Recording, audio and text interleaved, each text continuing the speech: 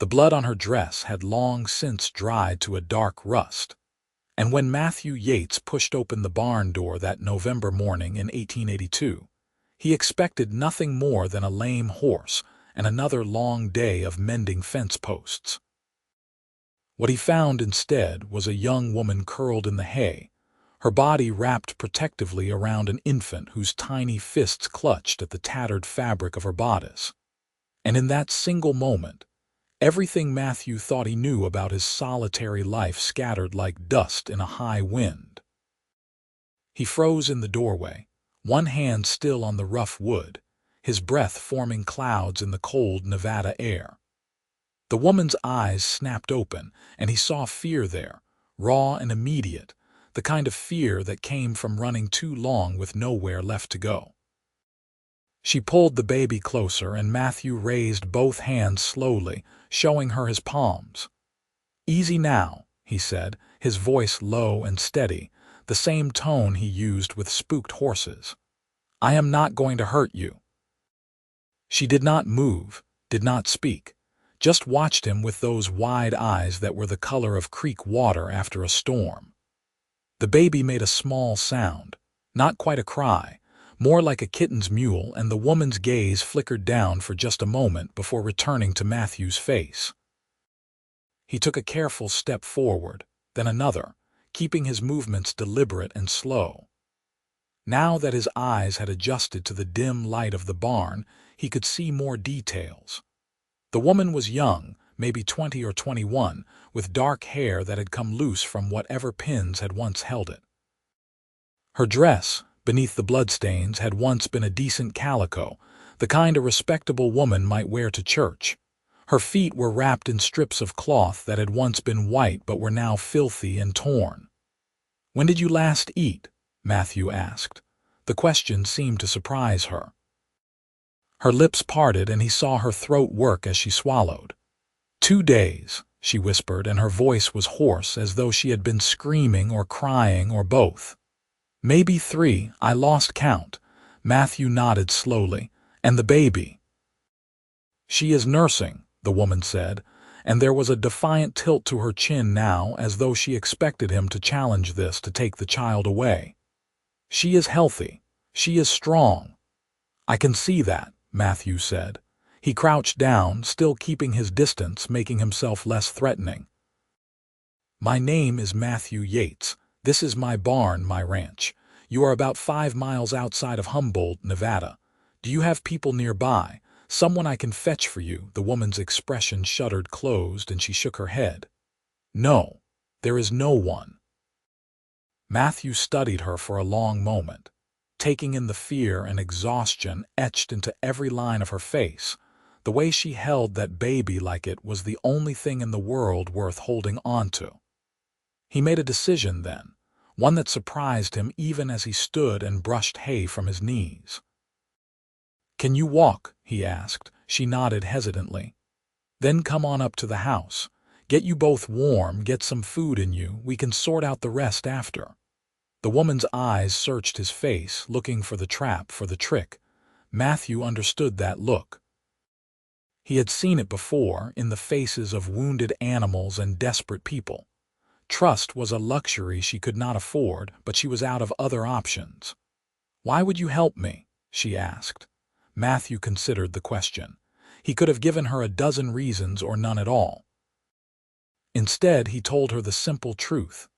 "Because you need help and I can give it. That is reason enough." She studied him for another long moment, then slowly, carefully, she began to gather herself, wrapping the baby more securely in what looked like a man's coat that was far too large for her. When she tried to stand, her legs gave out and Matthew moved quickly, catching her elbow before she could fall. "I have you," he said. "Lean on me." She did, and Matthew felt the tremor that ran through her body. The way her bones seemed too close to the surface, as though she had been slowly starving for far longer than 3 days. The baby whimpered, and the woman made a soft, shushing sound, rocking gently even as she struggled to stay upright. Matthew half carried her across the yard to the small ranch house he had built with his own hands 5 years ago when he first claimed this land. It was not much, just 3 rooms and a porch, but it was solid and warm and his. He kicked open the door and guided her to the chair near the stove, where the fire he had built that morning still burned cheerfully. "Sit," he said, and she collapsed into the chair with a sound that was half gasp, half sob. The baby started to cry in earnest now, and the woman fumbled with her dress, trying to feed the child with shaking hands. Matthew turned away, giving her privacy, and busied himself at the stove. He put coffee on to boil and pulled out the remains of the rabbit stew he had made the night before, ladling it into a bowl. When he heard the baby quiet, he turned back to find the woman watching him again, the infant nursing peacefully at her breast. "Here," he said, offering her the bowl and a spoon. "It is not fancy, but it is hot and there is plenty more." She took it with one hand, balancing the baby with the other, and ate with a focus that spoke of true hunger. Matthew poured himself coffee and leaned against the counter, giving her time and space. He had 100 questions, but they could wait. Right now, she needed food and warmth and safety, and questions could shatter all 3. When she had scraped the bowl clean, he refilled it without asking, and she ate that too, slower this time. Color was returning to her cheeks, and some of the haunted look had faded from her eyes. The baby had fallen asleep, one small hand resting against her mother's chest. "Thank you," the woman said finally, setting the empty bowl aside. "I do not know how to repay you." "No need," Matthew said. He pulled out a chair and sat down across from her, keeping the table between them. "You want to tell me what happened?" The woman's jaw tightened, and for a moment he thought she would refuse. Then she took a breath and said, "My name is Catherine Ellis. Kate, the baby is Clara. She will be 3 days old tomorrow."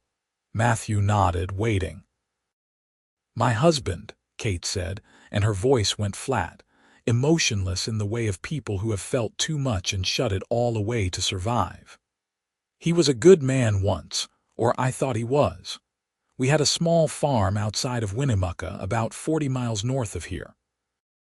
When I told him I was carrying a child, he was happy. We both were. But then things started going wrong. The crops failed. The well ran dry.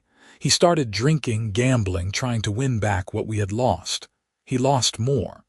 She paused, adjusting the baby in her arms. Clara stirred but did not wake. "2 weeks ago, a man came to our farm," Kate continued. "A man my husband owed money to, a lot of money. They argued. I heard gunshots. When I ran outside, my husband was on the ground and the man was standing over him. He saw me and he smiled. He said my husband's debt was his to collect now, and he would take payment in whatever form he pleased." Matthew felt something cold and hard settle in his chest. "What did you do?" "I ran," Kate said simply. "I hid in the root cellar until he left. Then I buried my husband in the garden, packed what I could carry, and started walking. I knew if I stayed, he would come back. Men like that always come back." "You walked 40 miles in your condition?" Matthew asked, and he could not keep the disbelief from his voice. Kate's chin came up again, that same defiant angle. "I did what I had to do. I went into labor 3 nights ago in a dry wash about 10 miles from here. There was no one to help, so I helped myself. When it was over, I wrapped Clara in my husband's coat, and we kept moving. I saw your barn last night and thought it would be safe to rest. I did not mean to trespass."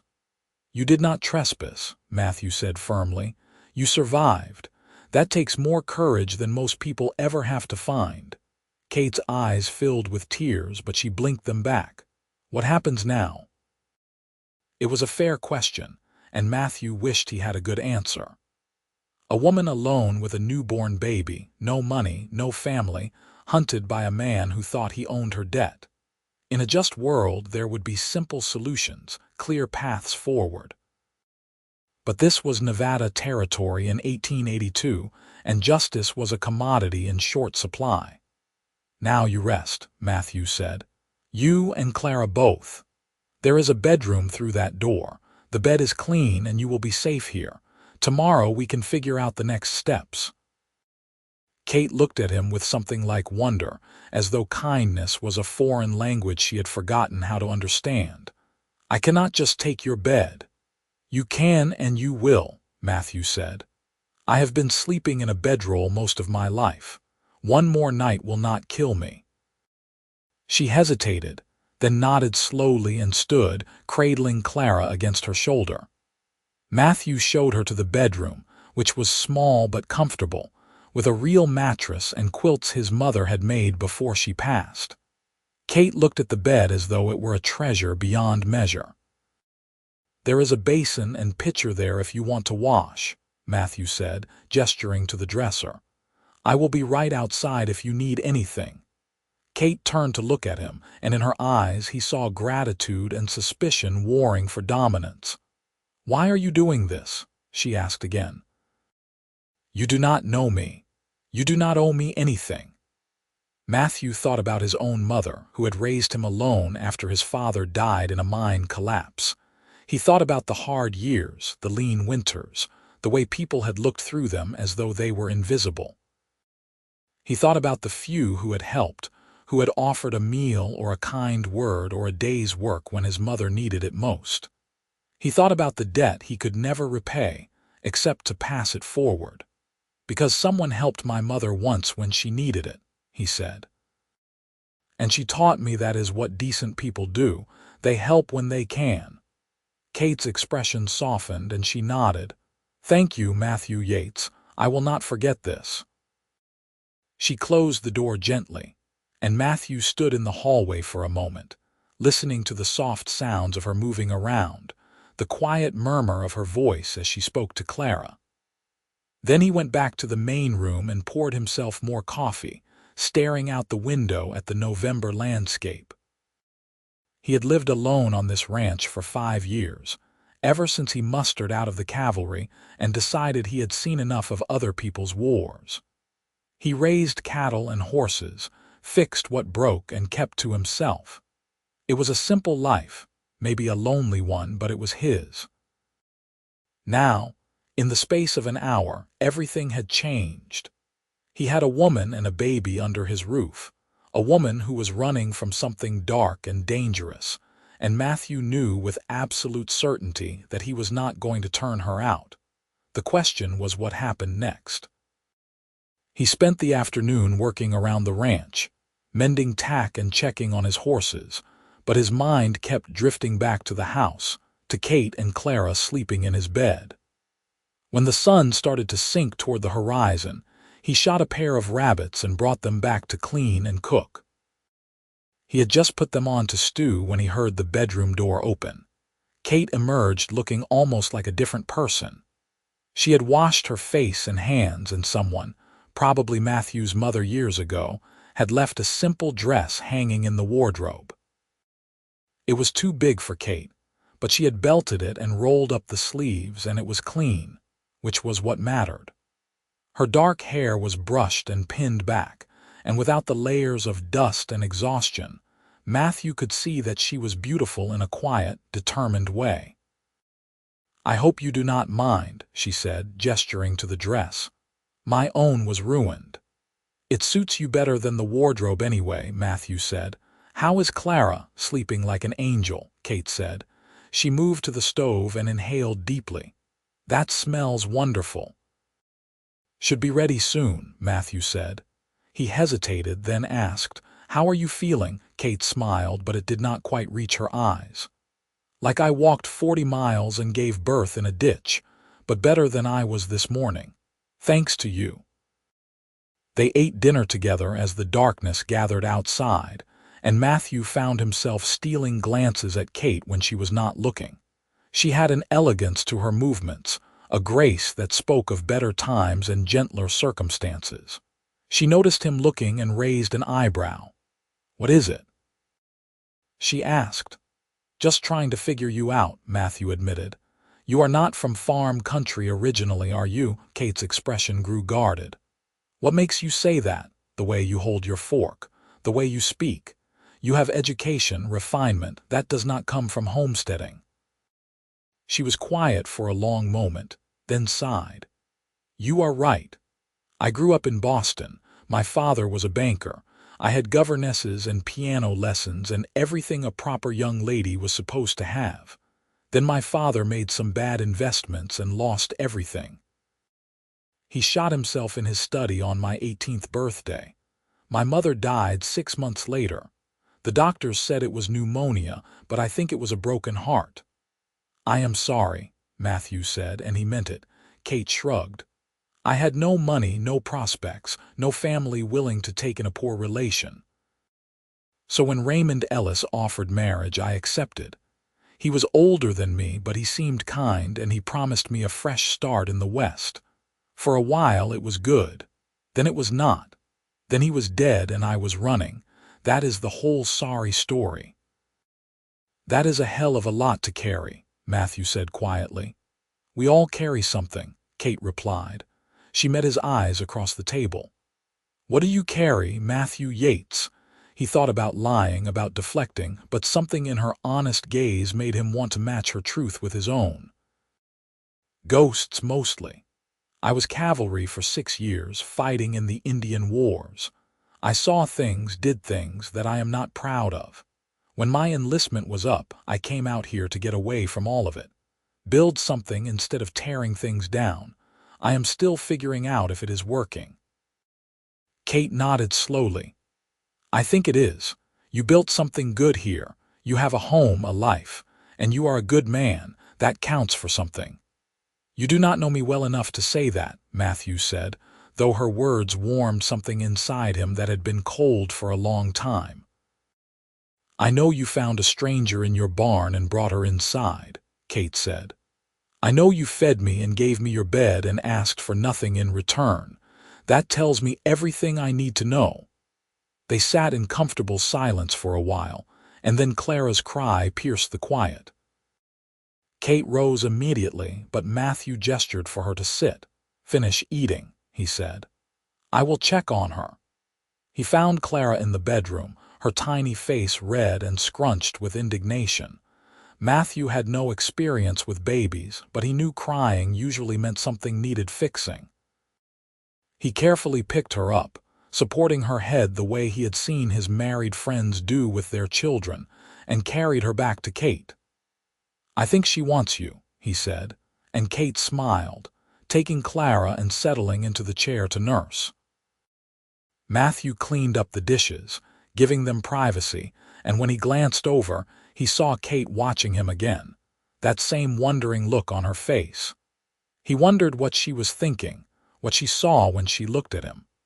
Probably just a lonely cowboy who did not know what he was getting himself into.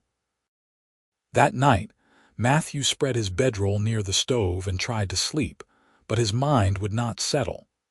Every small sound from the bedroom made him alert, ready to help if needed. Somewhere around midnight, he heard Clara crying and Kate's soft voice singing a lullaby. The sound was achingly sweet, and Matthew lay in the darkness listening until the baby quieted and Kate's voice faded away.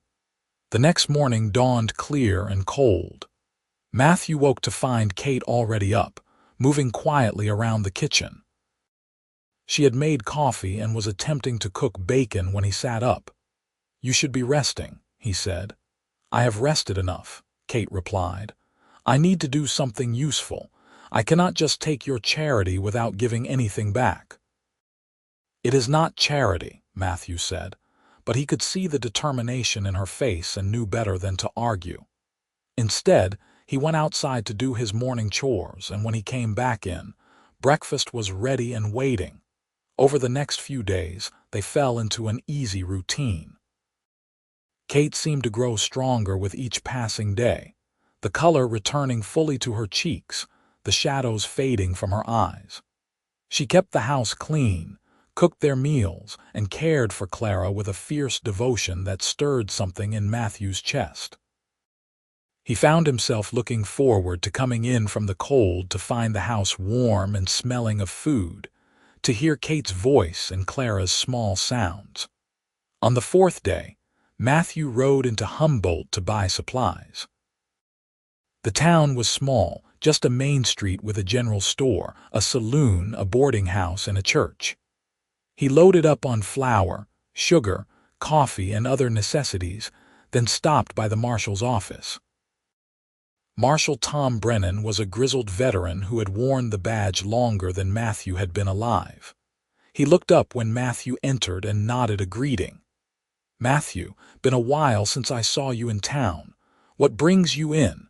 "Just picking up supplies," Matthew said carefully. "Wanted to ask if you had heard anything about trouble up Winnemucca way. Maybe a man killed a few weeks back, left a widow." Brennan's eyes sharpened. "That is specific. You got a reason for asking." Matthew chose his words carefully. "Just heard some talk. Wanted to know if there was anything to it." The marshal studied him for a long moment, then leaned back in his chair. "Funny you should mention it. Got a wire last week from a fellow up north. Calls himself Jack Sutton. Said he was looking for a woman who ran out on a debt.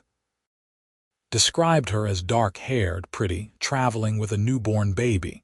Said she was dangerous, might be armed. Said there was a reward for information." Matthew kept his expression neutral.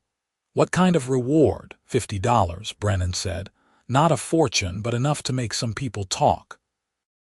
"You know anything about this woman?" "No," Matthew said. "Just curious. $50 is a lot of money for a woman with a baby. Makes me wonder what she really did." Brennan grunted. "Makes me wonder too. I have been in this business long enough to know when something smells wrong. Man does not put up that kind of money unless he wants something bad, and usually what he wants is not legal." "What did you tell him?" "Told him I would keep an eye out," Brennan said, "but I also did not promise anything. Like I said, something smells wrong. You see or hear anything, you let me know. I would rather get the woman's side of the story before I go handing anyone over." Matthew nodded and left, his mind racing. Jack Sutton. So now the man had a name, and he was looking for Kate, actively hunting her. $50 was enough to make poor men turn informant, enough to make good men think twice. Matthew needed to tell Kate, needed to make sure she was prepared. He rode back to the ranch with a sense of urgency pressing at his back.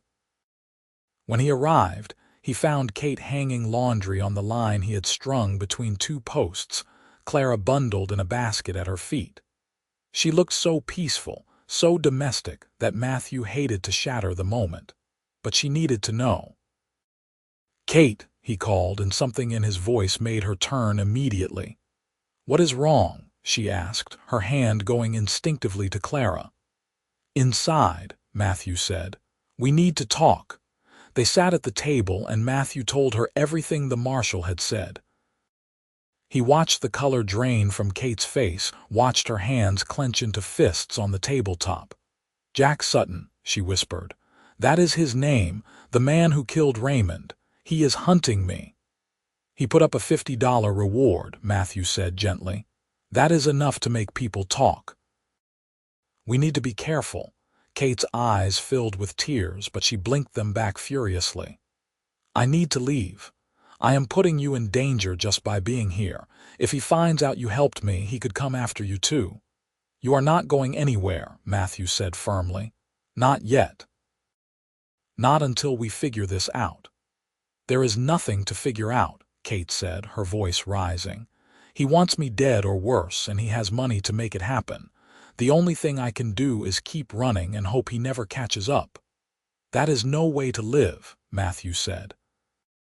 "Running forever, always looking over your shoulder.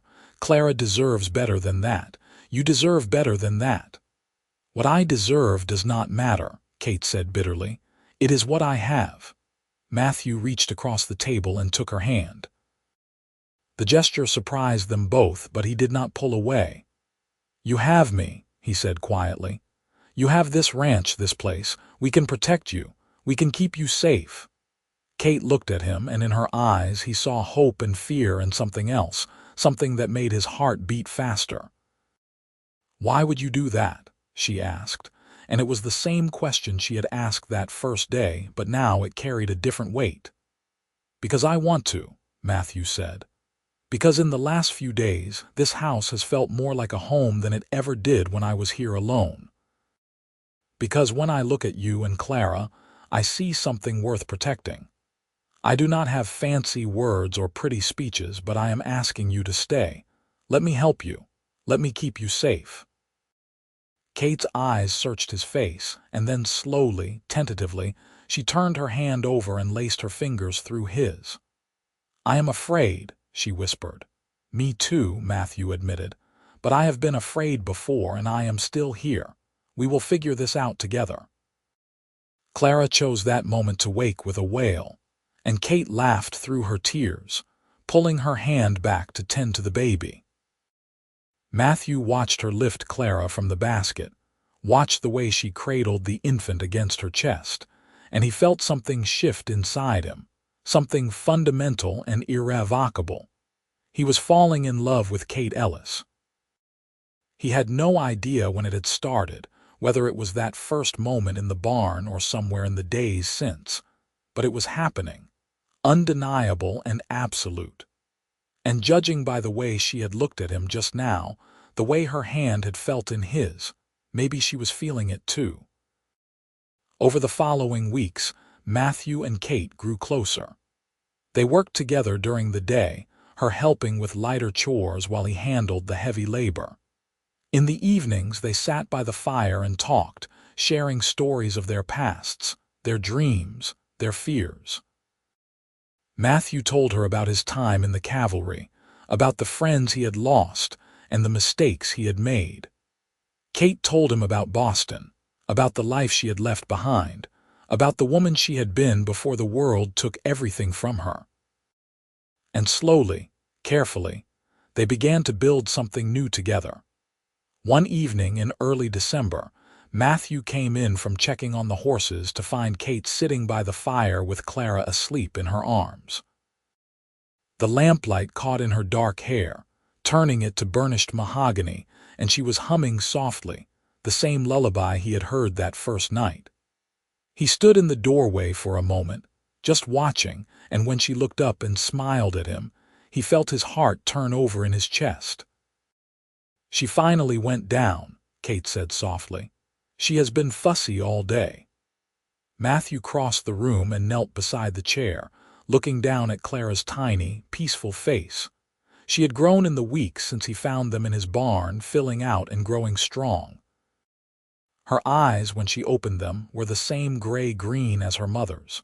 "She is beautiful," Matthew said, "just like her mother." Kate's cheeks flushed pink and she looked away. "Matthew, I need to tell you something." "What is it?" he asked, concern immediately flooding through him. Kate took a breath. "I am falling in love with you. I know I should not. I know it is too soon and too complicated, but I cannot help it. You have been so kind, so good to us. You have given me back something I thought I had lost forever. Hope. And I do not want to leave. I want to stay here with you if you will have us."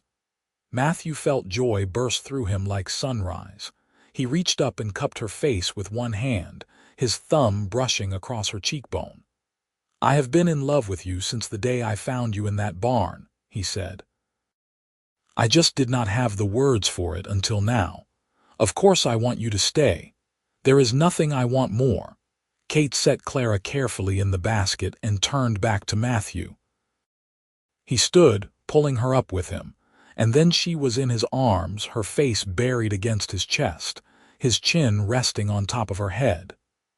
They stood like that for a long time, just holding each other, and Matthew thought he had never felt anything as right as this.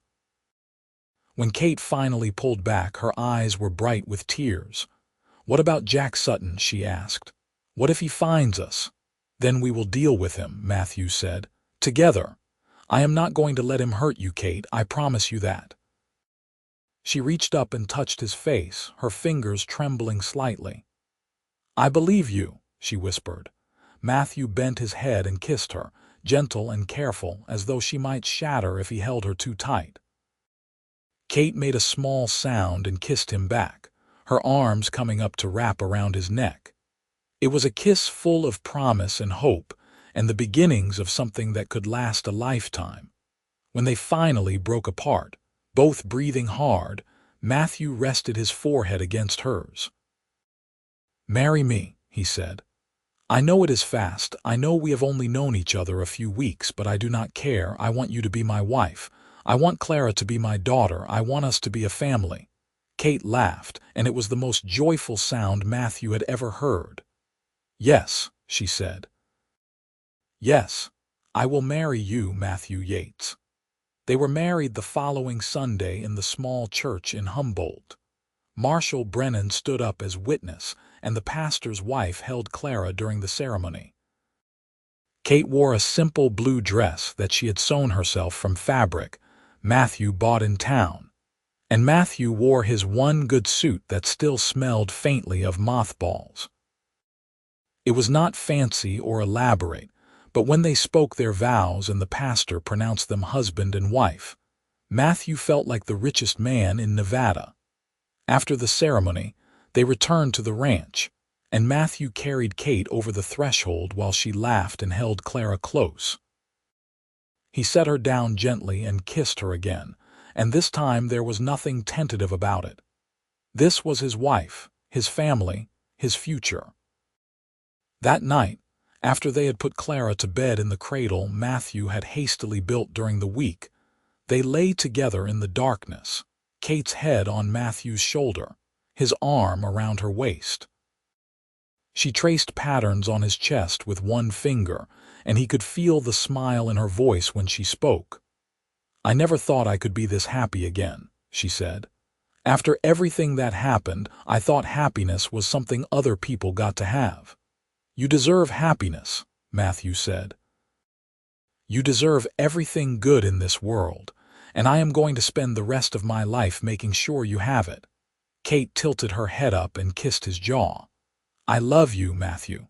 I love you too, Kate, more than I knew it was possible to love someone." They fell asleep tangled together, and Matthew slept more soundly than he had in years. The winter passed peacefully. Matthew and Kate settled into married life with an ease that felt natural, as though they had been together for years instead of months. Clara grew rapidly, her tiny features becoming more defined, her personality starting to emerge. She was a happy baby, quick to smile and slow to fuss, and Matthew found himself utterly besotted with her. He had never imagined himself as a father, but now he could not imagine his life without Clara in it. In February, Matthew expanded the house, adding a second bedroom and a proper kitchen. Kate helped where she could, handing him tools and holding boards while he hammered. They worked well together, anticipating each other's needs, moving in harmony. In the evenings they would sit by the fire, Kate mending or sewing while Matthew carved small wooden toys for Clara. It was a simple life, but it was theirs, and it was good. But in the back of Matthew's mind, there was always the shadow of Jack Sutton. The man had not come yet, had not sent word, but Matthew knew he was still out there somewhere, still looking. He kept his rifle loaded and close, and he taught Kate how to shoot, just in case. She was a quick learner, steady and calm, and it eased some of Matthew's worry to know she could defend herself if needed. In March, the worry became reality. Matthew was out mending fence line on the far edge of his property when he saw the rider approaching. Something about the way the man sat his horse, the deliberate pace of his approach, set Matthew's instincts on high alert. He left his tools and walked to meet the rider, his hand resting casually on the pistol at his hip. The man who reined in his horse was tall and thin, with a sharp face and cold eyes. He wore a black coat and a flat-brimmed hat, and when he smiled, it did not reach his eyes. "You Matthew Yates?" the man asked. "I am," Matthew said. "Who is asking?" "Name is Jack Sutton," the man said, and Matthew felt ice flood his veins. "I am looking for someone. A woman, dark-haired, pretty, traveling with a baby. I have reason to believe she might have come through these parts. You seen anyone like that?"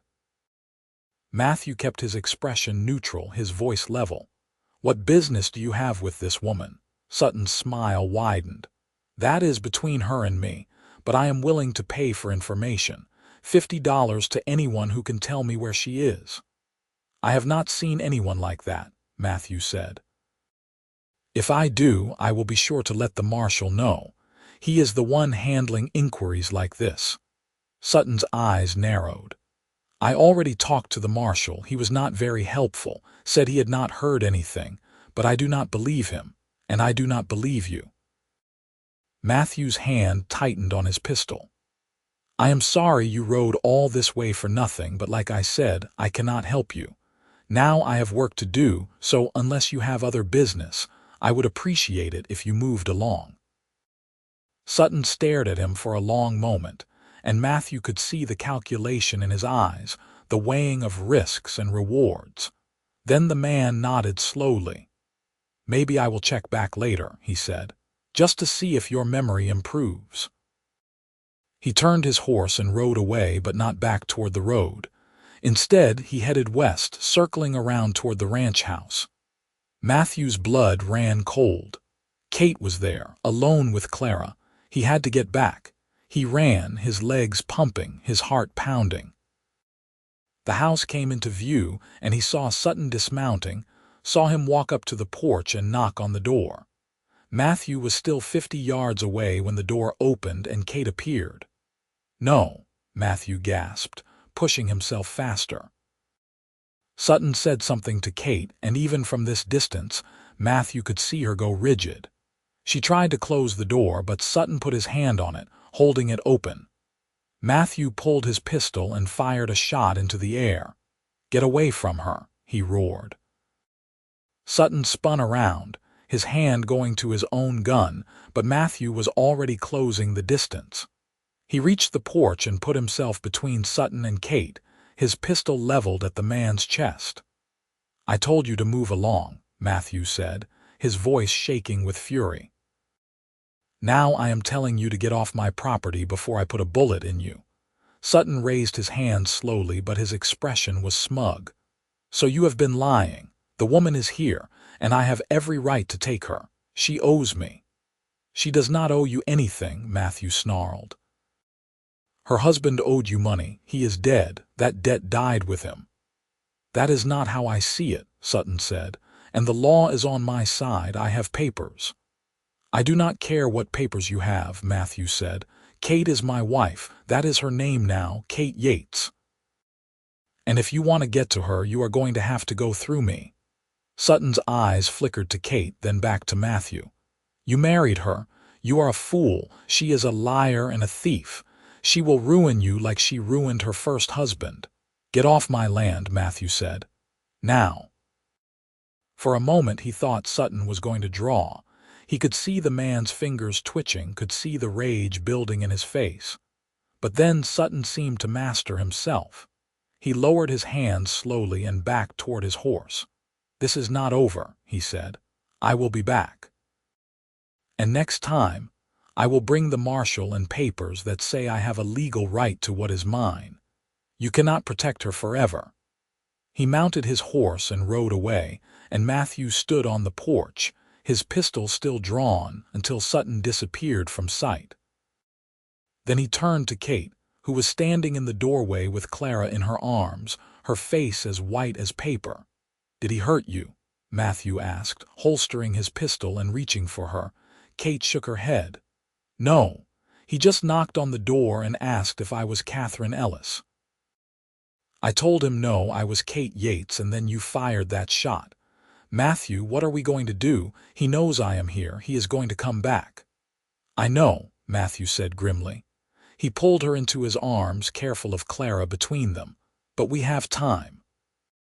He said he was going to get papers, bring the marshal. That means he has to go back to Winnemucca, maybe even Virginia City, to get a judge to sign off on whatever claim he thinks he has. That gives us time to prepare. Prepare how? Kate asked, her voice muffled against his chest. I am going to talk to Marshal Brennan, Matthew said. See what the law really says about this, and we are going to make sure we have our own papers in order. We are married, Kate. That counts for something. And if Sutton tries to take you, he is going to have to answer to me. Kate pulled back and looked up at him, her eyes full of fear and trust in equal measure. I do not want you to get hurt because of me. You are my wife, Matthew said. Protecting you is not something I do because I have to. It is something I do because I want to, because I love you. We are in this together, remember? Kate nodded, tears spilling down her cheeks. Together, she repeated. Matthew kissed her forehead, then Clara's, and then he saddled his horse and rode into Humboldt to see the marshal. Tom Brennan listened carefully as Matthew explained what had happened. When he finished, the marshal leaned back in his chair and rubbed his face with both hands. This is a mess, he said finally. Legally, Sutton might have a claim if Raymond Ellis did owe him money. Debts can sometimes be collected from a deceased man's estate, which would include his widow. But Kate is not his widow anymore. She is your wife. That changes things. How? Matthew asked. Marriage transfers certain rights, Brennan said. When Kate married you, her legal identity merged with yours. Any debts she had became your debts, but also any claims against her now have to go through you. Sutton cannot just take her. He would have to sue you for the debt, and that means going to court, which takes time and money. So we have some protection, Matthew said. Some, Brennan agreed. But not as much as I would like. If Sutton can prove Ellis owed him money and died before paying, a judge might rule that Kate's assets, meaning whatever she brought into the marriage, could be seized. But since Kate came to you with nothing but the clothes on her back and a baby, there is nothing to seize. And Sutton cannot take her physically unless he can prove she committed a crime, which he cannot. He killed her first husband, Matthew said. That is a crime. Brennan nodded slowly. Did she see it happen? Yes. Then she is a witness. If she is willing to testify, we could have Sutton arrested for murder. But that means putting her on the stand, making her relive it all.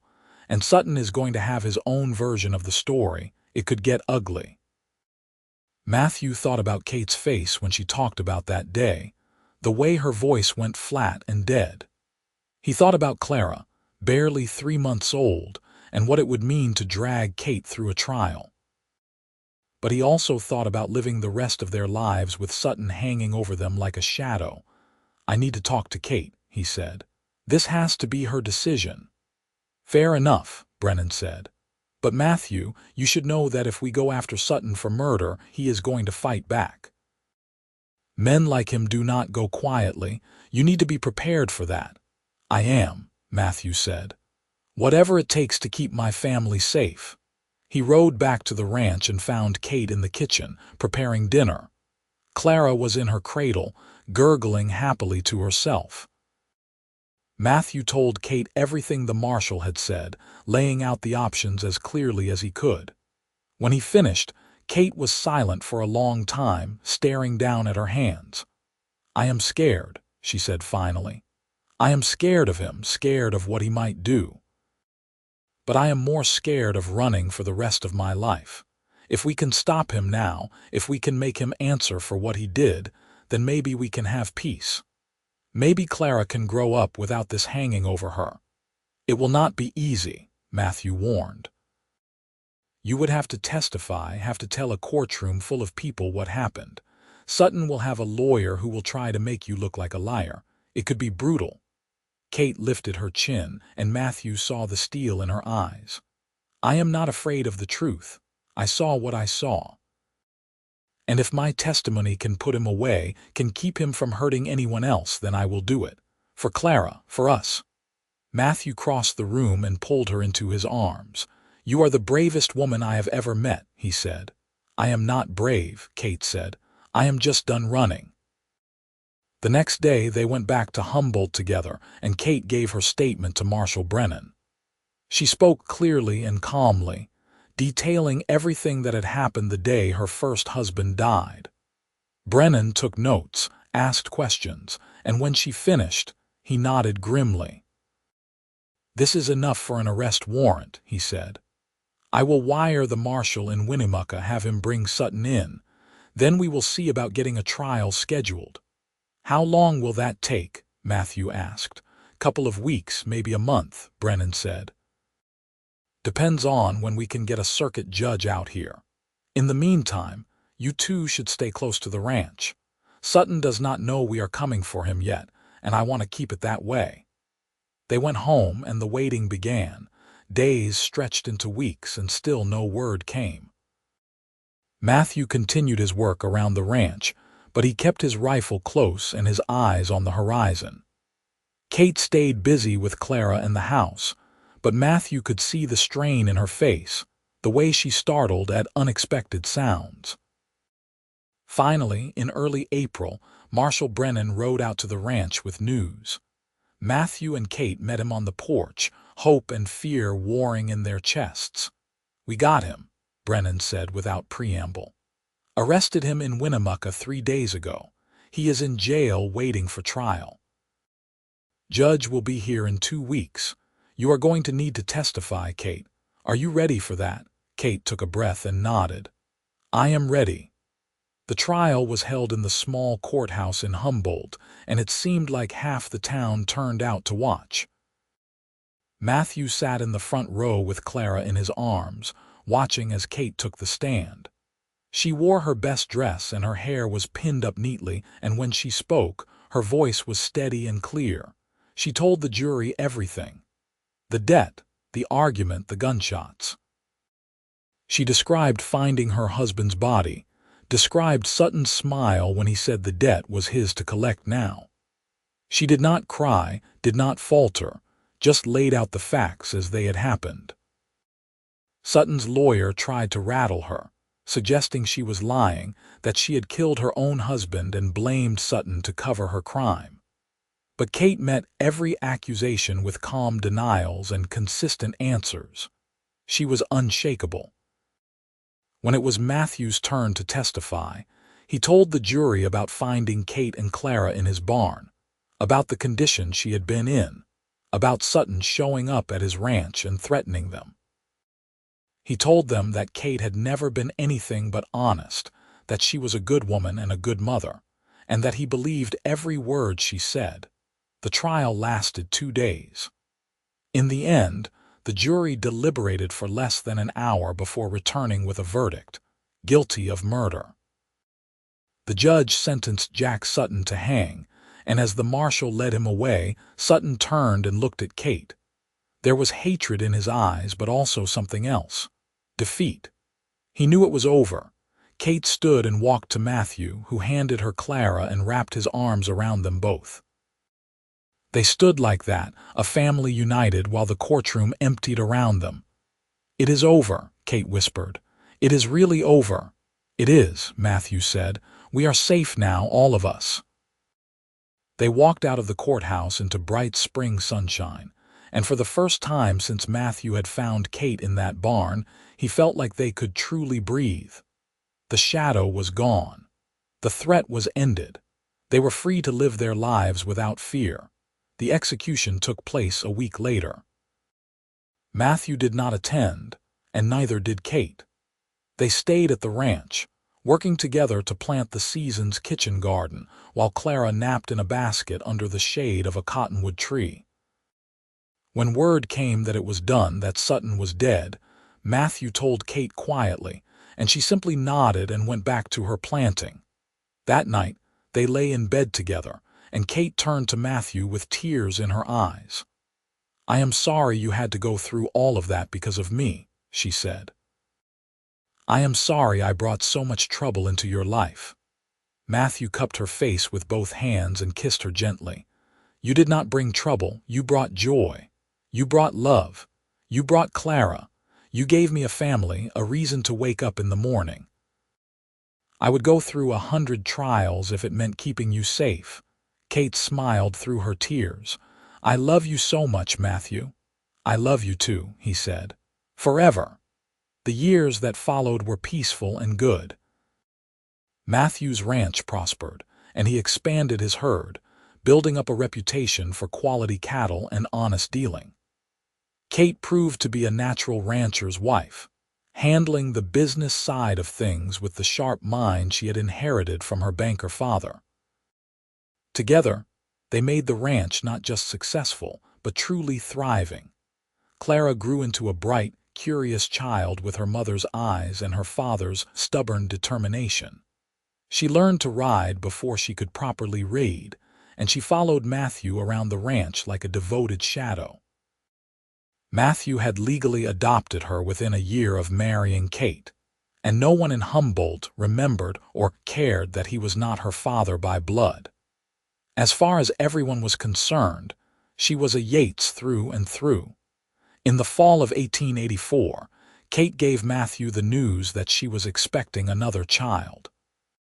He was overjoyed, picking her up and spinning her around until she laughed and begged him to put her down.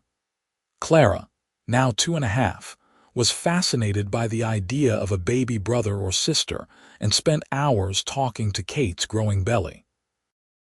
Their son was born in May of 1885, a healthy boy with a shock of dark hair and his father's gray eyes. They named him James, after Matthew's father, and he was the most even-tempered baby Matthew had ever seen.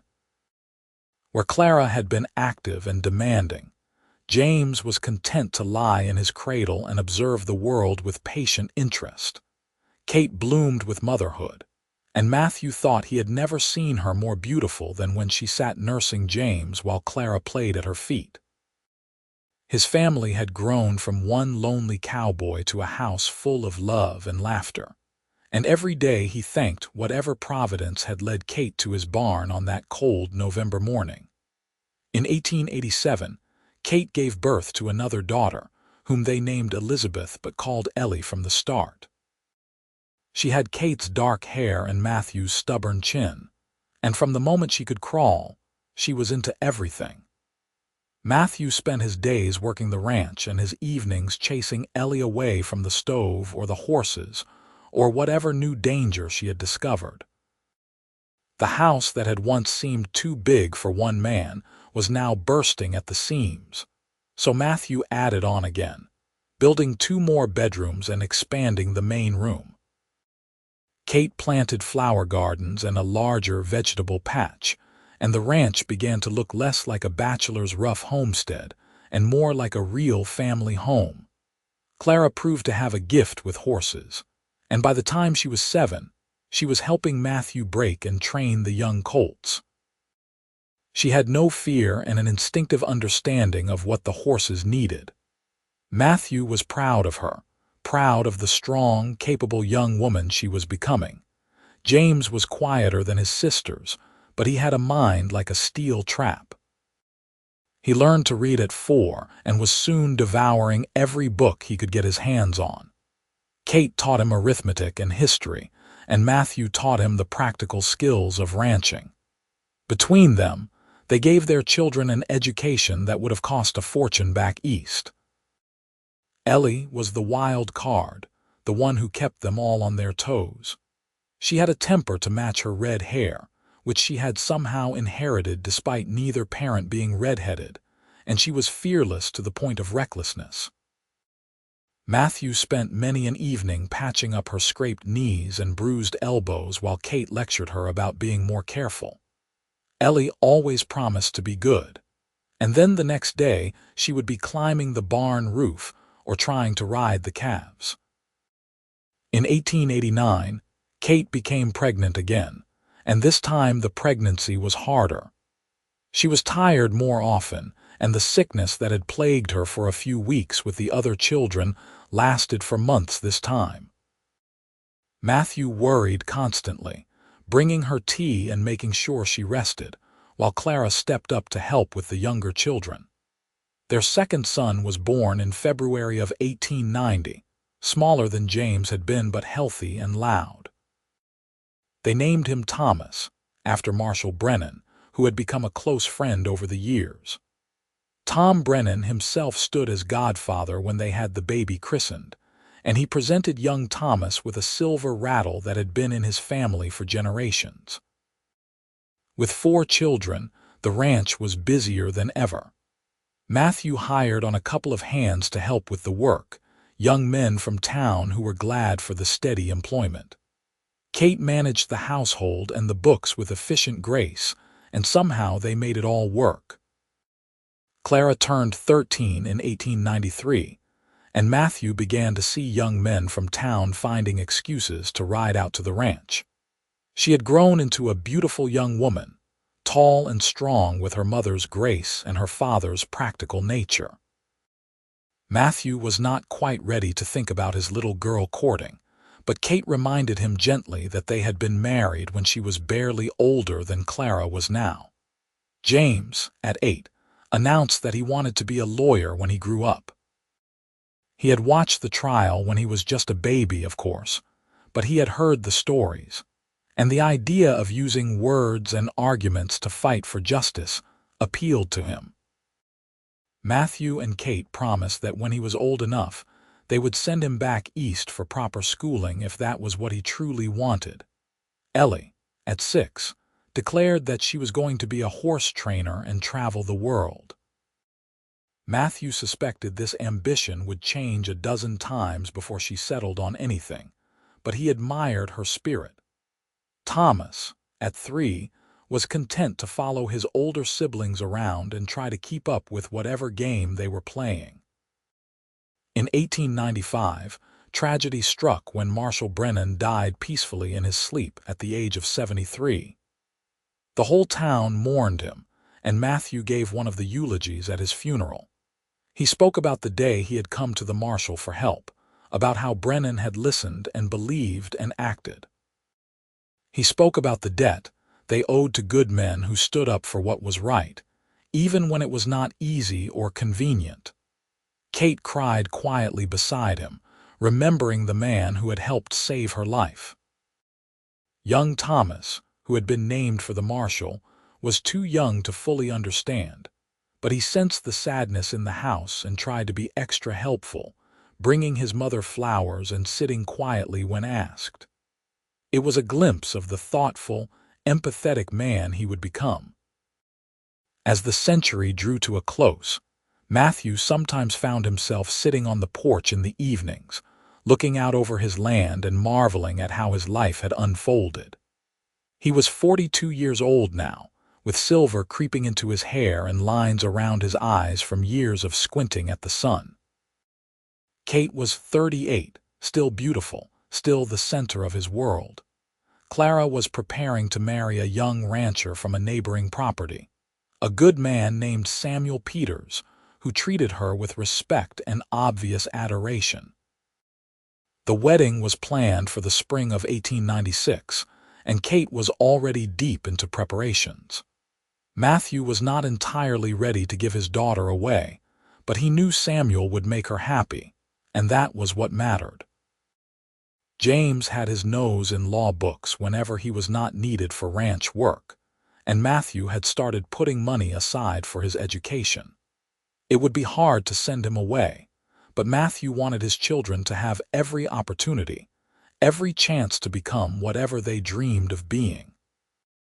Ellie was still wild and willful, but she had a good heart beneath the mischief. She was especially close to Thomas, acting as his protector and partner in adventure. The two of them were often found in the barn, grooming horses or building forts in the hay. One evening in late 1895, Matthew and Kate sat on the porch after the children had gone to bed. The air was cool but not cold, and the stars were brilliant overhead. Kate leaned against Matthew's shoulder, and he wrapped his arm around her, pulling her close. "You remember the day we met?" Kate asked softly. "Every detail," Matthew said. "You were in my barn, curled up in the hay with Clara in your arms. You looked like you had fought your way through hell to get there." "I had," Kate said. "And then you came through that door and everything changed. You saved my life, Matthew." "You saved both of us." "You saved mine too," Matthew said. I just did not know I needed saving. I was living, but I was not alive. You showed me what it meant to have a family, to have love. You gave me a purpose beyond just surviving day to day." Kate turned and kissed him, soft and sweet. "We saved each other then. We have been saving each other ever since." "That is the best definition of marriage I have ever heard," Matthew said, smiling. They sat in comfortable silence for a while, listening to the night sounds of the ranch. An owl hooted somewhere in the distance. One of the horses whinnied softly. The wind rustled through the cottonwood trees Matthew had planted the year James was born. "I am happy," Kate said suddenly. "I just wanted you to know that. After everything we have been through, all the fear and pain and struggle, I am completely, perfectly happy." "Me too," Matthew said. "I did not know life could be this good." "You think the children know how much we love them?" Kate asked. "I think they do," Matthew said. "But we can tell them again tomorrow, and the day after that, and every day for the rest of our lives." Kate laughed softly. "You have become quite the romantic Matthew Yates." "I learned from the best," he said, kissing the top of her head. Clara's wedding in the spring of 1896 was the social event of the season in Humboldt. Half the town turned out to see the ceremony, and the reception at the ranch went on late into the night. Clara was radiant in a white dress that Kate had sewn, and Samuel could not stop staring at his bride with open adoration. Matthew walked Clara down the makeshift aisle they had set up in the yard, and when the pastor asked who gave this woman to be married, Matthew had to clear his throat twice before he could answer. "Her mother and I do," he said, and Kate squeezed his arm as Clara moved to stand beside Samuel. After the ceremony, as the dancing and celebration swirled around them, Matthew found a quiet moment with his daughter. She hugged him tightly, and he could feel her trembling. "I am going to miss you so much," Clara whispered. "We are only 5 miles away," Matthew reminded her gently. "You can visit whenever you want, and Samuel is a good man. He will take care of you." "I know," Clara said. She pulled back and looked up at her father with tears in her eyes. "But you were my first hero. You are the standard I measure every man against. Samuel has big shoes to fill." Matthew felt his own eyes sting. "You are going to have a wonderful life, sweetheart. I am so proud of the woman you have become." "I learned from watching you and Mother," Clara said. "You showed me what real love looks like, what partnership looks like. I am going to have that with Samuel, the same way you and Mother have it." "That is all I ever wanted for you," Matthew said. He kissed her forehead, the way he had done 1,000 times since she was a baby. "Be happy, Clara. That is the only thing that matters." "I will," she promised. Then she grinned through her tears. "And you should know, Samuel and I want a house full of children, so you better get ready to be a grandfather." Matthew laughed. "I am ready for anything as long as you are happy." Clara rejoined her husband, and Matthew returned to Kate, who was wiping her own tears away. They stood together and watched their daughter dance, watched her laugh and smile and glow with joy, and they knew they had done something right. True to her word, Clara announced in the fall of 1896 that she was expecting a baby. Matthew received the news with a mix of excitement and disbelief. He was going to be a grandfather. It seemed impossible that enough time had passed for that to be true, but the evidence was right in front of him.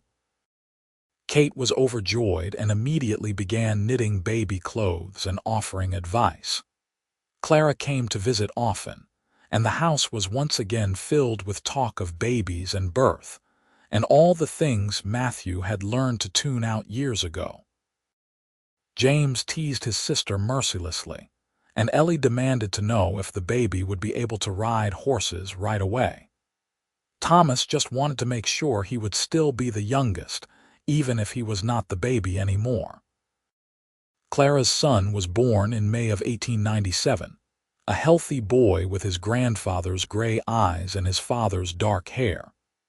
They named him Matthew Samuel Peters, and when Clara placed the baby in Matthew's arms for the first time, he felt something crack open in his chest. "Hello there, little one," he said softly. "I am your grandfather. That is a strange thing to say." The baby yawned and waved one tiny fist, and Matthew was completely lost. He had thought nothing could match the feeling of holding his own children for the first time, but this was different, deeper somehow. This was his legacy, the continuation of everything he and Kate had built together. As he looked down at his grandson, then up at his daughter's glowing face, then over at Kate who was crying happy tears, Matthew felt the full weight of his blessings. He had come so far from that lonely cowboy who had thought his life was set, who had resigned himself to solitude.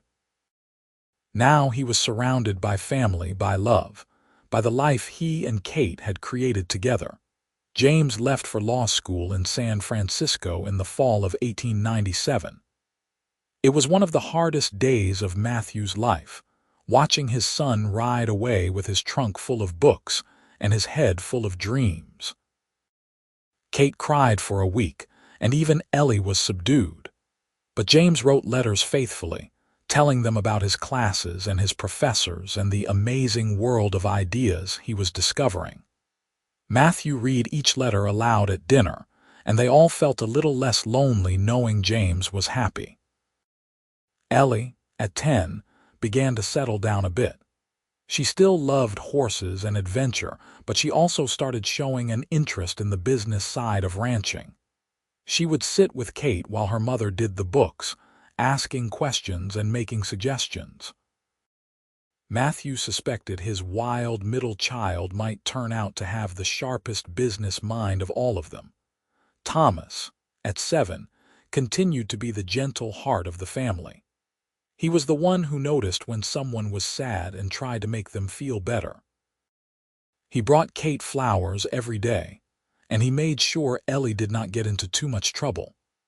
Matthew often said that Thomas would grow up to be a pastor or a doctor, someone whose job was to care for people. In 1899, Clara gave birth to a daughter they named Catherine, after Kate. This time, when Matthew held his granddaughter, he looked into eyes that were the exact shade of his wife's, and he felt time collapse. He remembered the frightened young woman he had found in his barn, remembered the way those same eyes had looked at him with fear and hope. Now those eyes looked out from his granddaughter's face, innocent and new, full of possibility. "She is beautiful," Matthew said, handing the baby to Kate. Kate cradled little Catherine and smiled. "She looks like Clara did at this age." "Which means she is going to be stubborn and fearless and absolutely wonderful." "Just like her grandmother," Matthew said. The turn of the century came, and with it a sense of new beginnings.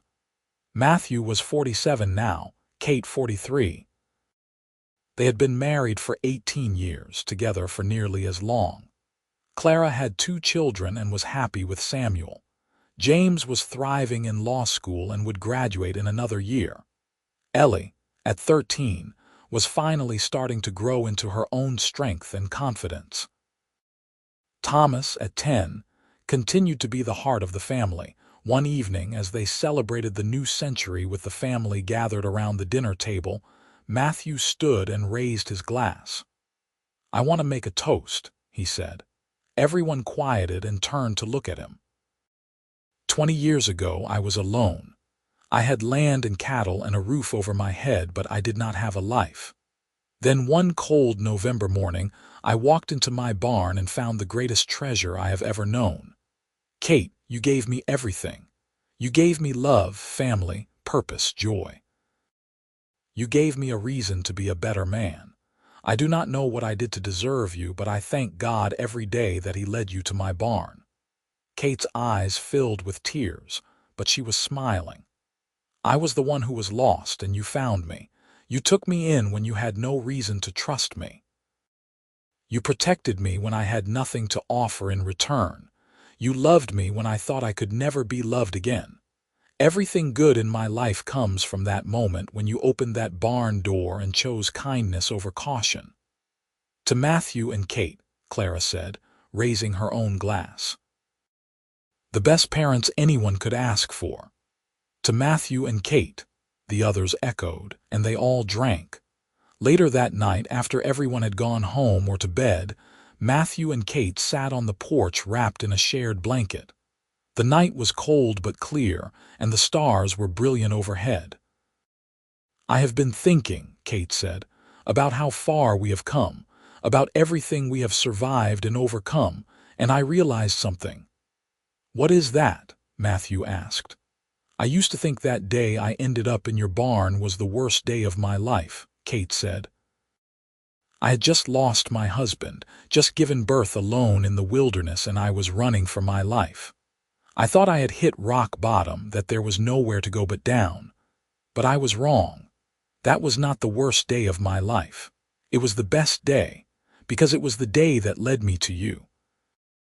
Matthew pulled her closer.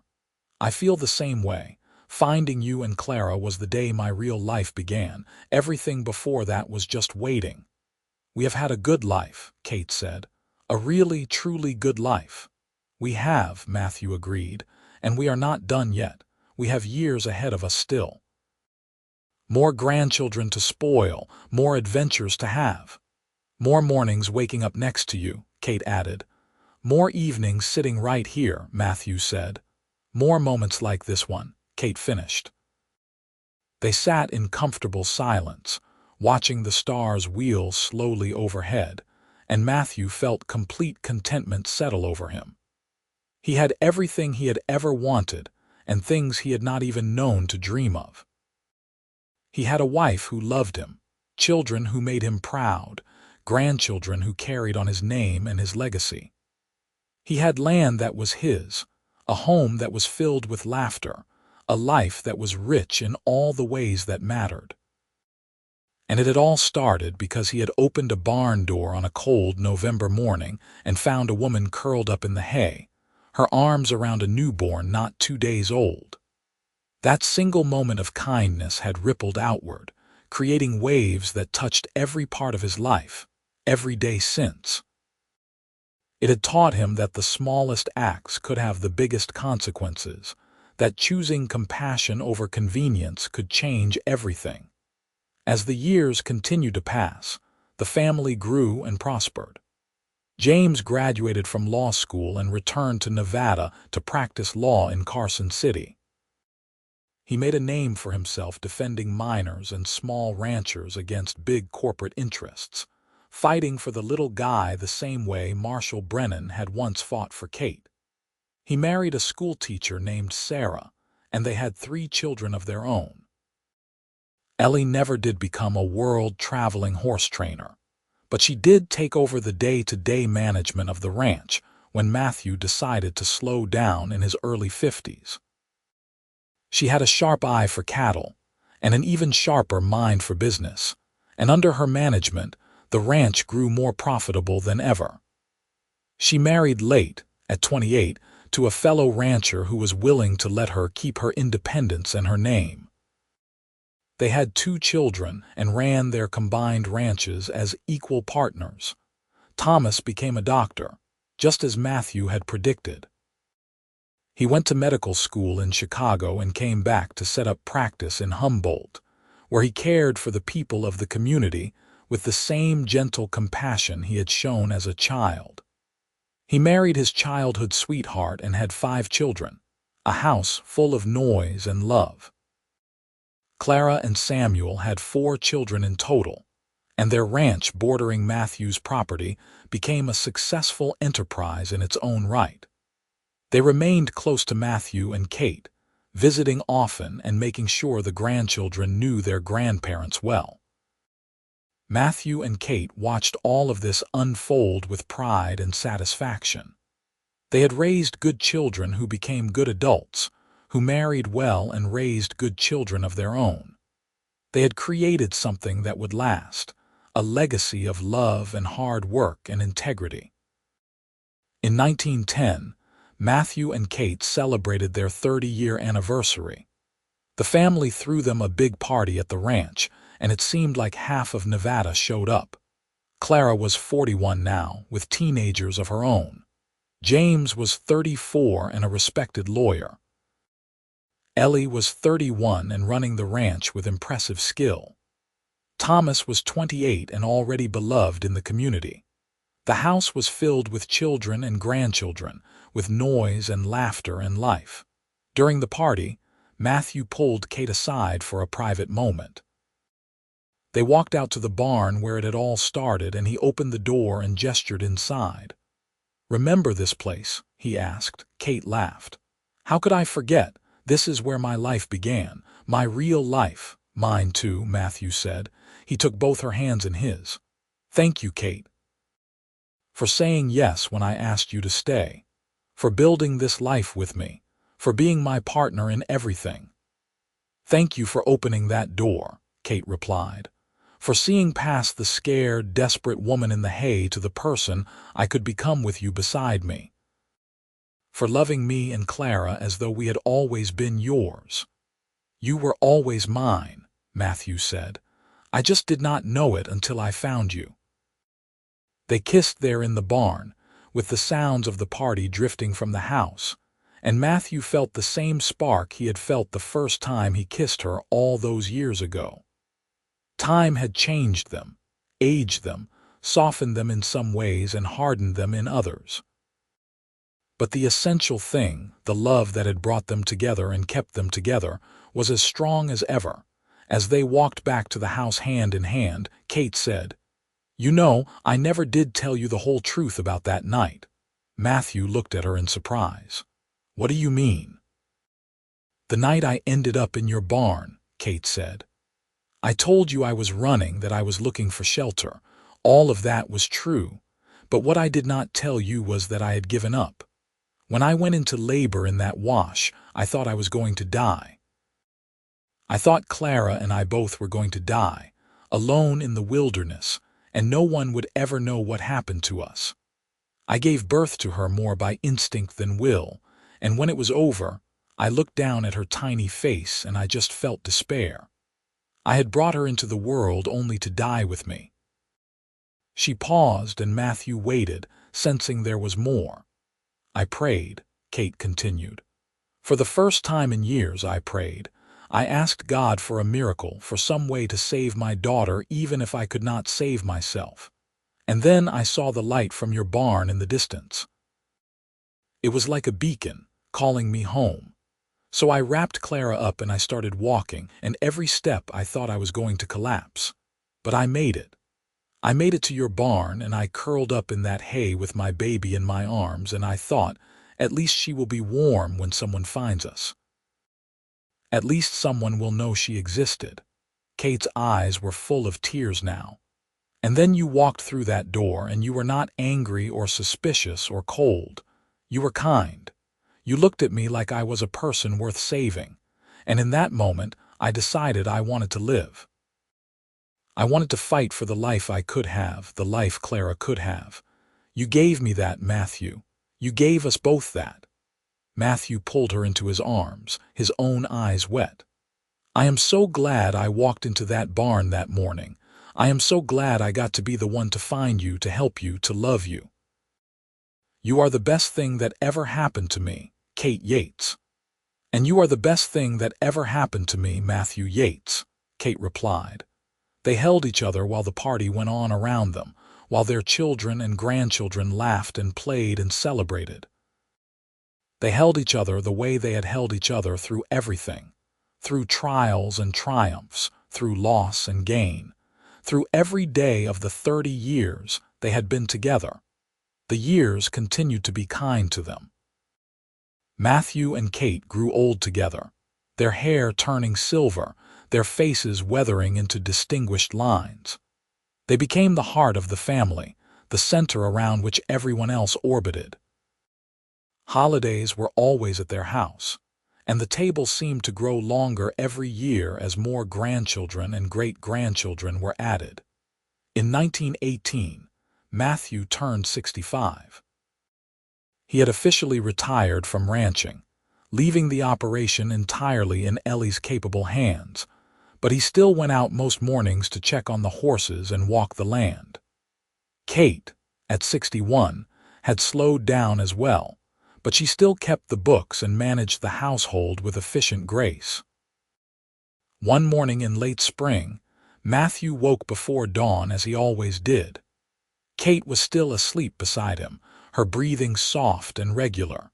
He lay there for a moment, watching her in the gray pre-dawn light. Even after all these years, even with the lines and silver hair, she was still the most beautiful woman he had ever seen. He rose carefully, trying not to wake her, and went out onto the porch. The sun was just starting to paint the eastern sky with pink and gold, and the air was fresh and cool. Matthew stood there breathing it in, feeling the ache in his joints that came with age, but also feeling the deep satisfaction of a life well lived. He heard the door open behind him and turned to find Kate wrapped in a shawl, smiling at him. "Could not sleep?" she asked. "Did not want to," Matthew said. "I was too busy being grateful." Kate came to stand beside him and he wrapped his arm around her shoulders. "Grateful for what?" "Everything," Matthew said simply. "This place, our family, you. Every single day I get to wake up and know you are beside me is a gift. I do not ever want to take that for granted." "We have been blessed," Kate agreed, "more than we probably deserve." "I do not know about that," Matthew said. "I think we earned it. We fought for it, worked for it, chose it every single day. That counts for something." They stood together watching the sunrise, and Matthew thought about all the sunrises they had watched together over the years.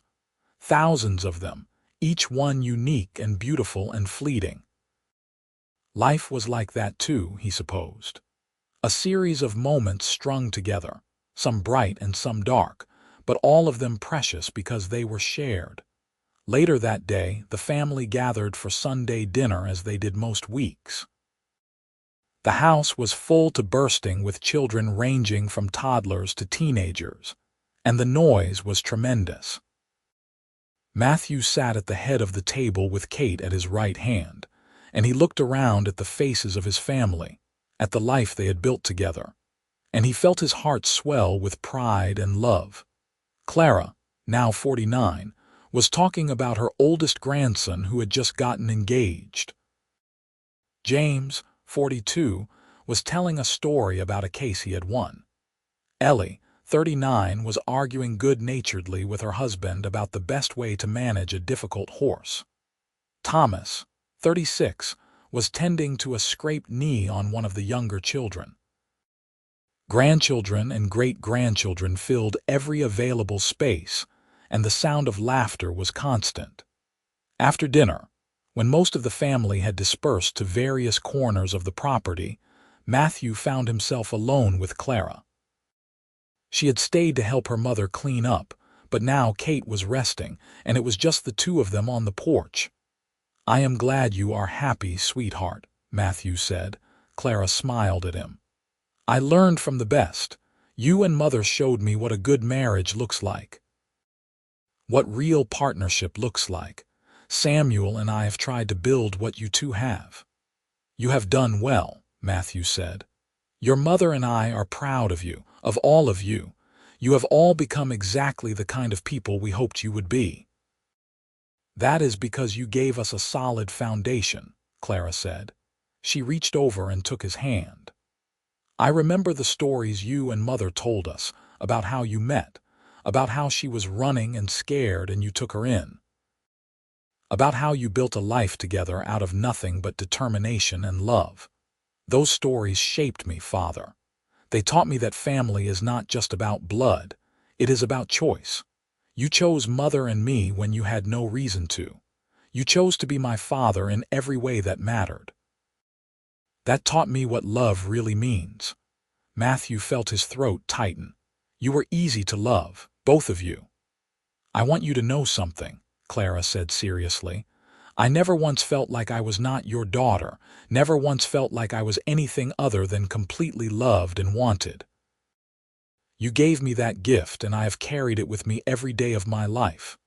You are my daughter, Matthew said firmly. Nothing less, nothing different. You are mine, and I am yours, and that is the end of it. Clara leaned over and hugged him tightly. I love you, Father.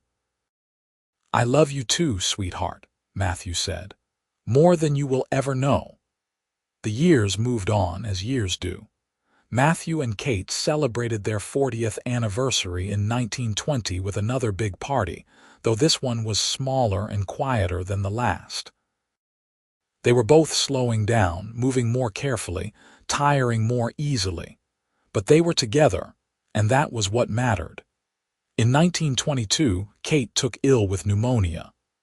Matthew sat by her bedside for 3 days and nights, holding her hand and talking to her, willing her to fight, to stay with him. The children came and went, their faces drawn with worry. The grandchildren were kept away, too young to understand, too innocent to see their grandmother so frail. On the 4th day, Kate's fever broke.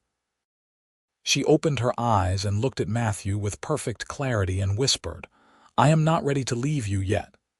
Good, Matthew said, his voice rough with relief and unshed tears. Because I am not ready to let you go. Kate recovered slowly, but she recovered. By spring, she was back to her old self, though Matthew noticed she moved a little slower, rested a little more. They had been given more time, and neither of them intended to waste it. In the summer of 1924, Matthew woke one morning and could not move his left side. Kate found him and immediately sent for Thomas, who came at a gallop. The diagnosis was a stroke, not severe but enough to change things. Matthew spent weeks relearning how to walk without limping, how to use his left hand again. Kate was with him through every moment of it, encouraging him, supporting him, refusing to let him give up. We are not done yet, she said firmly. We have more life to live, Matthew Yates, so get up and walk. And he did, because she asked him to, because he was not ready to be done. Because there was still more life to live. By the end of that summer, Matthew was moving around almost normally, though he tired more easily, and sometimes his speech would slur when he was exhausted. But he was alive, and he was with Kate, and that was enough. They spent their last years in quiet contentment. They did not travel or seek adventure. They simply sat together on the porch, watching the sun rise and set, watching their great-grandchildren play in the yard, watching the seasons turn. They talked about everything and nothing. They held hands. They remembered. One evening in the spring of 1926, as they sat watching the sunset, Kate said, If I could go back and change anything, do you know what I would change? What? Matthew asked. Nothing, Kate said. Not a single thing. Every moment, good and bad, led us here, led us to this. And I would not trade this for anything in the world. Me neither, Matthew said. Even the hard parts were worth it because they brought us closer together. We have had a good run, haven't we? Kate asked. The best, Matthew agreed. 46 years of marriage. Nearly 47 years of knowing you. More than half my life has been spent loving you, and those have been the best years of all. Kate leaned her head on his shoulder. I am tired, Matthew, more tired than I have ever been, but I am happy, completely, perfectly happy. Me too, Matthew said. He kissed the top of her head. Me too. That night, Kate died peacefully in her sleep, with Matthew's arms around her. She simply closed her eyes and did not open them again. The doctor said it was her heart, that it had simply worn out after 79 years of faithful service.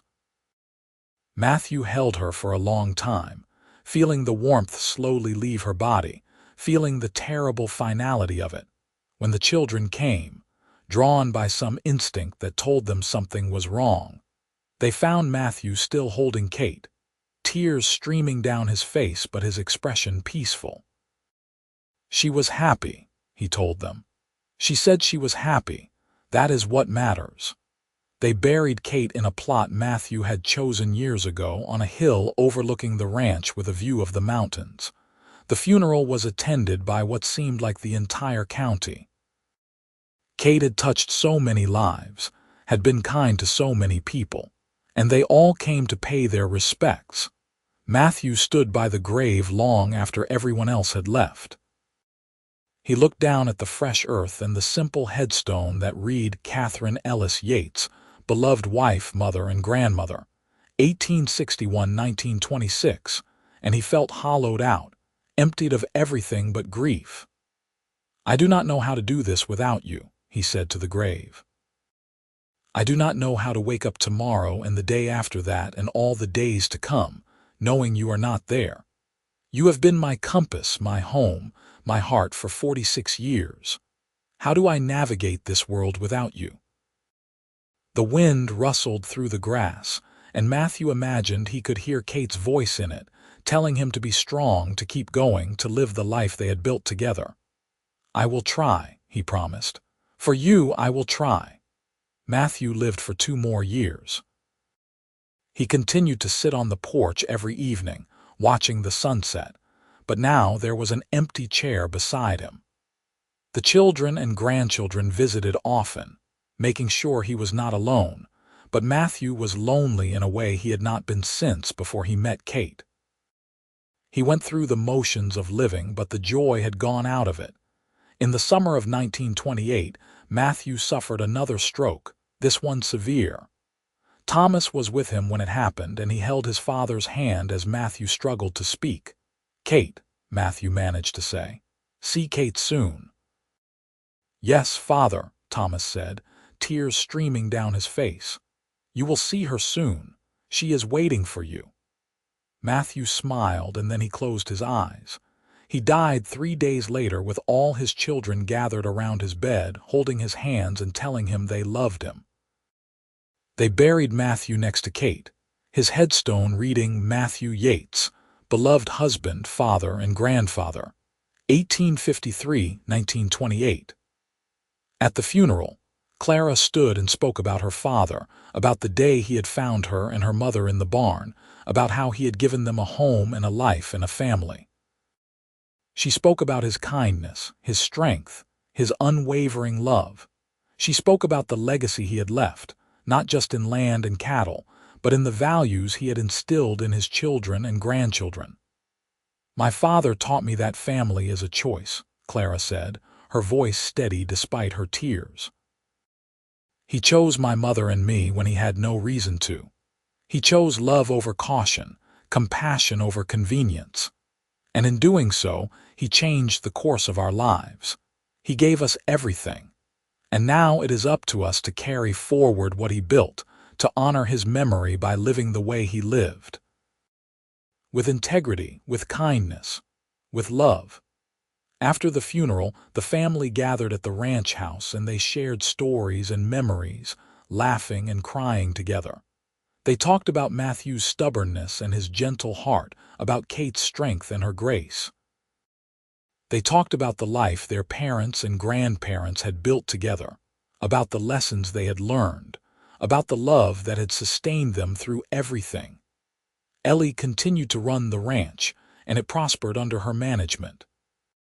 She made sure the place stayed in the family, passing it down to her own children with the same care Matthew had shown. The ranch became a gathering place for the family, a touchstone that kept them connected across the generations. James became one of the most respected lawyers in Nevada, known for his integrity and his compassion. He made sure that the laws protected the vulnerable, that justice was available to all, not just those who could afford it. He thought of his parents often, of the example they had set, and he tried to live up to it every single day. Thomas continued his medical practice, caring for the people of Humboldt with the same gentle compassion his father had shown. He taught his own children about service, about the importance of helping those in need, about choosing kindness. Clara lived to be 93, long enough to see great-great-grandchildren and to tell them stories about their great-great-grandparents. She told them about a cold November morning in 1882. when a cowboy opened a barn door and found a woman curled up in the hay, her arms around a newborn not 2 days old. She told them how that single moment of kindness had rippled outward, creating waves that touched every life in the family. She told them that they were the legacy of that kindness, the proof that one good choice could change everything. The ranch stayed in the family for generations.